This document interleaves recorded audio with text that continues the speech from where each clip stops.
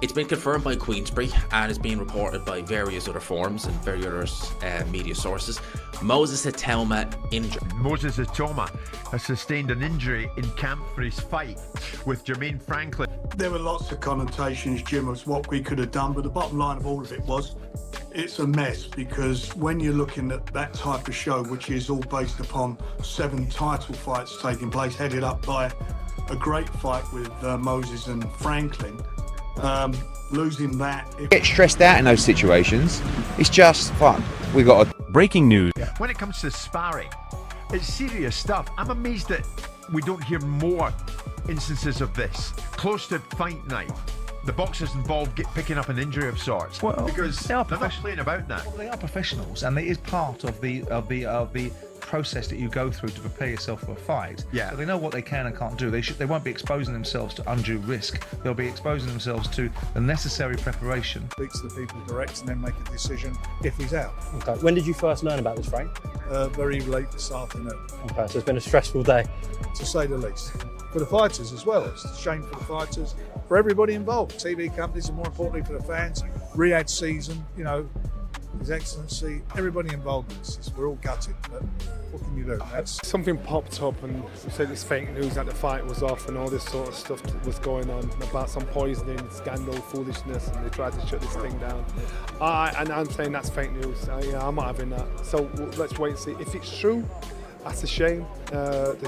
with Dubois, we'll see what happens, but that's for them to overcome now, and it's a very difficult situation. That's a Liam Goff adds more confusion about that Itauma suffered some sort of ankle injury. Maybe I was just, seeing things with that one.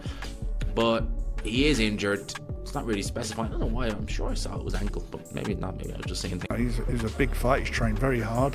If you don't fight, you don't get paid. And you imagine the cost involved in a training camp.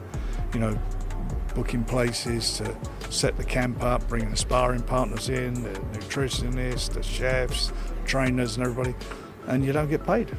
It's a massive loss. You can't insure it, or if you do, it costs a fortune to insure. But very, very disappointing. You're likely to pick up injuries, and I wouldn't be surprised if both of these guys are going in there with some. Unfortunately, there is going to be there needs to be an inquiry straight after this. Why, what?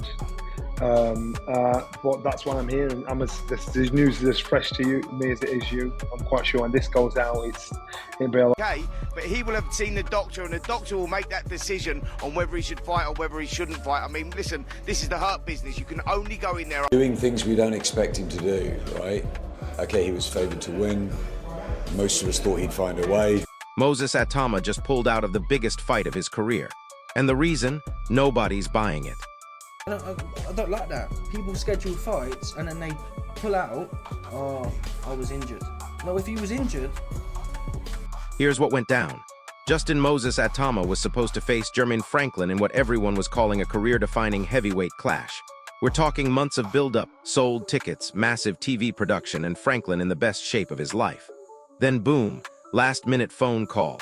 Itauma claims he got injured in sparring and can't fight. But here's where it gets absolutely wild. The timing of this withdrawal has everyone in boxing asking the same question. Is this injury real, or is Moses Itauma running scared? Because when you look at the pattern, when you see how this whole thing unfolded, something doesn't add up. Frank Warren is losing his mind, promoters are scrambling, and fans are demanding answers that nobody seems willing to give. Like I do anyway, but it's important that you understand what's going off in this fucking clown world. Frank Warren has seen everything in boxing, but even he can't hide his frustration over this mess. This isn't just about one canceled fight. This is about months of work going down the drain. Training camps that cost hundreds of thousands of dollars. TV crews that flew in from around the world. Fans who bought tickets and cleared their schedules. Warren's talking about the harsh reality of boxing, but you can hear it in his voice. This feels different. This feels like something that could have been avoided. And here's the kicker: Warren's been promoting fights for decades. And when a veteran like him is this visibly frustrated, it means the situation is way worse behind the scenes than what we're seeing publicly. The financial hit alone is staggering, but it's the credibility damage that really stings. It's something that we took very seriously and something that a lot of work has gone into, and obviously... Now listen to this part. Johnny Nelson is calling out the chaos and he's not holding back. The rumors are flying faster than punches in a heavyweight brawl. Social media is exploding with theories about what really happened to Itauma. Some people are saying he was never injured at all. Others claim he's been dealing with this ankle issue for weeks but kept it quiet. Nelson's demanding transparency because he knows what every boxing fan knows: the sport's credibility is hanging by a thread. When fighters can just pull out at the last second without proper explanation, it makes the whole business look amateur. And get this, Nelson's sources are telling him there's way more to this story than just a simple training injury. The boxing community is tight-knit, and word travels fast when something smells fishy. How serious is it? Anything? It was, well, we knew half an hour ago. You probably noticed I've been on the phone running back and forth. Eddie Hearn knows exactly how complicated this situation has become, and his reaction tells you everything about how serious this really is. Last-minute pullouts are a promoter's absolute worst nightmare because they don't just affect the fighters, they destroy entire business relationships. Hearn's talking about the pressure everyone's under, but what he's not saying is even more revealing. The logistics alone are insane. You've got contracts with broadcasters that include penalty clauses. You've got venue agreements that can't just be canceled. You've got undercard fighters whose careers depend on getting exposure on this card. And now everything's in jeopardy because one fighter claims he hurt his ankle. But here's what's really eating at promoters like Hearn. They're starting to wonder if Itauma was looking for an excuse to get out of this fight all along. You know, look, it's a good fight to make. Dillian White's got the experience. He's also, he can punch, he's strong, he's a big unit. But can he negate the speed, the power and the ferocity of this young heavyweight coming? And he gives angles, he's a good boxer as well. So that's the thing. You've got experience against somebody who's up and coming that hasn't been tested yet because he's so sharp, so... Hold up, did you catch what's happening with the injury details? Everyone's talking about this mysterious ankle problem, but nobody can give a straight answer about what actually happened.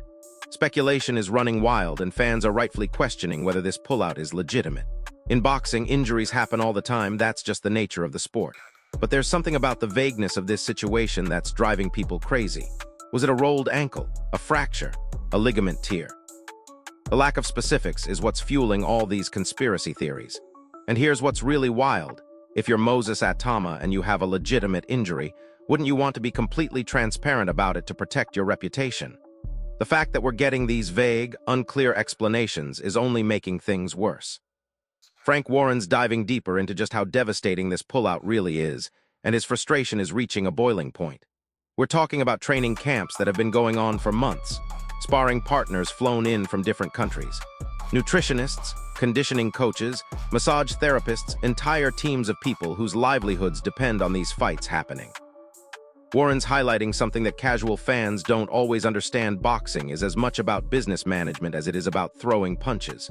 When a fight gets canceled this late, it's not just disappointing, it's financially catastrophic.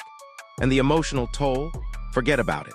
These fighters and their teams have been living and breathing this matchup for months, visualizing victory, preparing for every possible scenario. Now all that preparation, all that mental energy, all those sacrifices completely wasted. Andy Lee's bringing some harsh reality to the situation, and his perspective as a former fighter makes it even more powerful. Injuries are part of boxing. Every fighter knows that walking into the gym. But Lee's pointing out something crucial that a lot of people are missing. Professional boxers are always carrying some kind of injury or nagging issue. It's the nature of the sport. The question isn't whether Moses Itauma is hurt.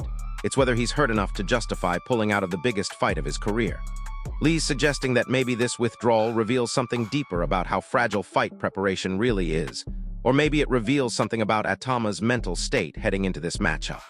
Because let's be real, if you're truly confident in your abilities, you find a way to fight through minor injuries. Here's where Johnny Nelson drops the hammer and demands accountability. This isn't just about disappointing fans anymore. This is about the integrity of professional boxing as a sport. Nelson's calling for a full investigation into what really happened, and honestly, he's right to do it. The sudden nature of this withdrawal is suspicious enough that it deserves scrutiny.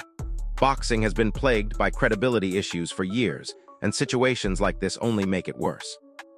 Nelson's highlighting how transparency is absolutely critical if the sport wants to maintain any legitimacy with fans and media. And listen to this. If there's no proper investigation, if Itauma just gets to walk away without consequences, what message does that send to other fighters who might be looking for easy ways out of difficult fights? But wait, it gets even more complex. The medical clearance angle is bringing a whole new dimension to this controversy. Professional boxing has strict protocols about fighter safety, and any legitimate injury concerns have to be taken seriously. The doctors and medical staff have the final say, and their priority is protecting fighters from serious harm. So if Moses Itauma's medical team is saying he can't fight, then legally and ethically, the fight has to be canceled. But here's the problem. The timing and the lack of transparency around the medical evaluation is what's driving everyone crazy. If this injury was severe enough to cancel the fight, when did it happen? Why wasn't it reported immediately? And why are we getting conflicting information about the nature and severity of the problem? Adam Smith's perspective adds another layer to this whole mess because he's highlighting the expectations that were built around Moses Itauma. This wasn't just any fighter pulling out. This was a guy who was heavily favored to win. Fans bought tickets expecting to see Itauma dominate. Betting lines had him as a significant favorite.